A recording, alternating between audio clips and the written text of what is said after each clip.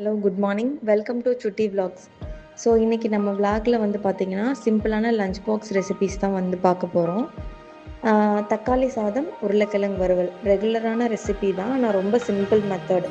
Daily ரொட்டீனில் working உமனாக இருக்கீங்க அப்படிங்கிறப்போ இந்த மாதிரி லஞ்ச் பாக்ஸ் ரெசிபி பண்ணும்போது உங்களுக்கு ரொம்ப குவிக்காக வேலை முடிஞ்சிடும். வித்தின் 10 மினிட்ஸ்லேயே நம்ம கம்ப்ளீட் பண்ணிடலாம். ஸோ அதுக்கு வந்து பார்த்திங்கன்னா ஆனியன், டொமேட்டோ, இஞ்சி பூண்டு, அப்புறம் ஒரே ஒரு பச்சை மிளகாய் நான் ஆட் பண்ணியிருக்கேன், தக்காளி, அவ்வளோதான். பட்டை கிராம்பு வேணும்னா நீங்கள் ஆட் பண்ணிக்கலாம், இல்லை கரம் மசாலா ஆட் பண்ணுறோம் கரம் மசாலா ஆட் பண்ணிக்கலாம். உருளைக்கிழங்கு வறுவலுக்கு வந்து பார்த்திங்கன்னா ஜஸ்ட்டு ஆயில் ஆட் பண்ணிவிட்டு கடுகு கருவேப்பிலை போட்டு உருளைக்கிழங்கை போட்டுட்டு ஜஸ்ட் ஒரு 2 நிமிஷம் லைட்டாக உப்பு மட்டும் போட்டு வதக்கி விட்டுறணும். அதுக்கப்புறம் பார்த்திங்கன்னா நீங்கள் அதில் மிளகாத்தூள், மஞ்சத்தூள் மட்டும் ஆட் பண்ணால் போதும். அதை நல்லா கிளறி விட்டுட்டு க்ளோஸ் பண்ணிக்கலாம் 10 மினிட்ஸ் லோ ஃப்ளேமில். ஸோ 10 மினிட்ஸ் கழித்து பார்க்கும்போது உங்களுக்கு எண்ணெயெல்லாம் பிரிஞ்சு வந்து சூப்பராக இருக்கும். உருளைக்கிழங்கு வறுவல் சாப்பிட்றதுக்கு ரொம்ப நல்லாயிருக்கும்.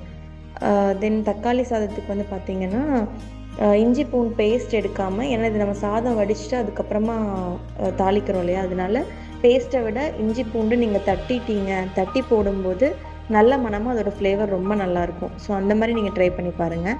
ஆஸ் யூஷுவல் கடுகு கருவேப்பிலை ஆட் பண்ணிக்கலாம். இதில் நான் வந்து ஒரு பட்டை கிராம்பு ஆட் பண்ணியிருக்கேன். அந்த இது சொல்லுவாங்களா மராத்தி முட்டை, அதை நான் ஆட் பண்ணியிருக்கேன். ஆனியன் அண்ட் தென் ஒரே ஒரு பச்சை மிளகாய் ஆட் பண்ணியிருக்கேன். பச்சை மிளகாய் சேராதுங்கிறவங்க அதை ஸ்கிப் பண்ணிக்கலாம். நான் சும்மா ஃப்ளேவருக்காக ஒன்று தான் போட்டிருக்கேன். ஸோ இது நல்லா வதங்கினதுக்கப்புறமா ஆனியன் வந்து ஒரு ப்ரௌனிஷ் கலரில் உங்களுக்கு தெரியும் இல்லையா, அந்த மாதிரி வரும்போது தட்டி வச்சுருக்கிற இஞ்சி பூண்டு இருக்குது இல்லைங்களா, அதை வந்து நம்ம போட்டுக்கணும். ஸோ அதை போட்டுட்டு அகைன் ஒரு 2 மினிட்ஸ் லோ ஃப்ளேமில் வதக்கணும். அப்படின்னா நல்லா அது பச்சை வாசமெல்லாம் போய் ஒரு இஞ்சி பூண்டோட நல்ல ஸ்மெல் வர ஆரம்பிக்கும். அதுக்கப்புறம் வந்துட்டு தக்காளியை நம்ம ரெகுலராக கட் பண்ணி போட்டு அதை வதங்கறதுக்கு வந்து ரொம்ப டிலே ஆகும். ஸோ நீங்கள் என்ன பண்ணலாம் அப்படின்னா தக்காளியை 2-3 கட் பண்ணி மிக்ஸி ஜாரில் போட்டு பேஸ்ட் பண்ணிக்கலாம். ஸோ பேஸ்ட் பண்ணிவிட்டு நம்ம இதில் ஆட் பண்ணும்போது ரொம்ப சீக்கிரமாக அதோடய ஃப்ளேவர் கிடச்சிரும். குவிக்காக டிஷ்ஷும் உங்களுக்கு ரெடி ஆயிரும். ஸோ அப்போது எவ்வளோ தக்காளி, நான் வந்து இதில் 3 தக்காளி எடுத்திருக்கேன். உங்களுக்கு எவ்வளோ குவான்டிட்டி ஆஃப் ரைஸ் இருக்கோ அதுக்கு தகுந்த மாதிரி டொமேட்டோஸ் வந்து நீங்கள் எடுத்துக்கலாம். எடுத்து பேஸ்ட் பண்ணிவிட்டு அதை வந்து இந்த இஞ்சி பூண்டு வெங்காயம்லாம் வதங்கினதுக்கப்புறமா இதில் நம்ம ஆட் பண்ணிவிட்டு அதையும் ஒரு 2-3 மினிட்ஸ் வந்து நல்லா வதக்கணும். தக்காளியோட பச்சை வாசம் போகிற வரைக்கும் வதக்கணும். ஸோ பச்சை வாசம் போயிடுச்சுன்னா அதுக்கப்புறம் நீங்கள் மஞ்சத்தூள், மிளகாத்தூள் போட்டால் மட்டுமே போதும். இந்த ரெசிபி சூப்பராக இருக்கும். எக்ஸ்ட்ரா மசாலாஸ் உங்களுக்கு வேணும்னா நீங்கள் ஆட் பண்ணிக்கலாம். ஆனால் நான் மஞ்சத்தூள், மிளகாத்தூள் மட்டும்தான் ஆட் பண்ணியிருக்கேன். அது மட்டும் ஆட் பண்ணி நல்லா எண்ணெய் பிரிஞ்சு வர ஸ்டேஜ் வரைக்கும் வந்து பார்த்திங்கன்னா நம்ம லோ ஃப்ளேமில் வந்து விட்டுறணும்.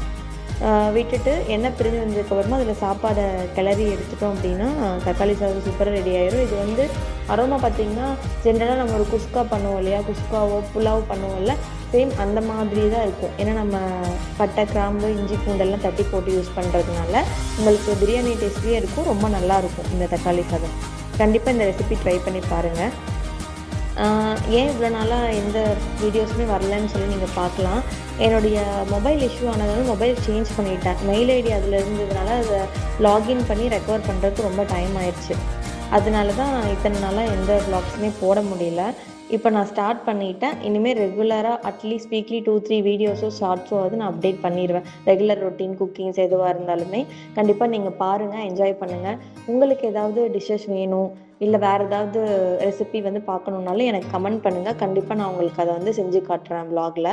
இது வந்து மஸ்ட்டாக நீங்கள் ட்ரை பண்ணி பாருங்கள். ட்ரை பண்ணிவிட்டு எனக்கு கமெண்ட்ஸ் எப்படி இருக்குன்னு கண்டிப்பாக சொல்லுங்கள், ஃபீட்பேக் சொல்லுங்கள். ரொம்ப ரொம்ப ஈஸியான ரெசிபி, ரொம்ப நல்லா டேஸ்ட்டாக இருக்கும். கண்டிப்பாக ட்ரை பண்ணி பாருங்கள். ட்ரை பண்ணி பார்த்துட்டு எனக்கு கமெண்ட் பண்ணுங்கள். தேங்க்யூ ஃபார் வாட்சிங் வீடியோ. சப்ஸ்கிரைப் பண்ணாதவங்க சப்ஸ்கிரைப் பண்ணுங்கள், லைக் பண்ணுங்கள், ஷேர் பண்ணுங்கள். தேங்க்யூ.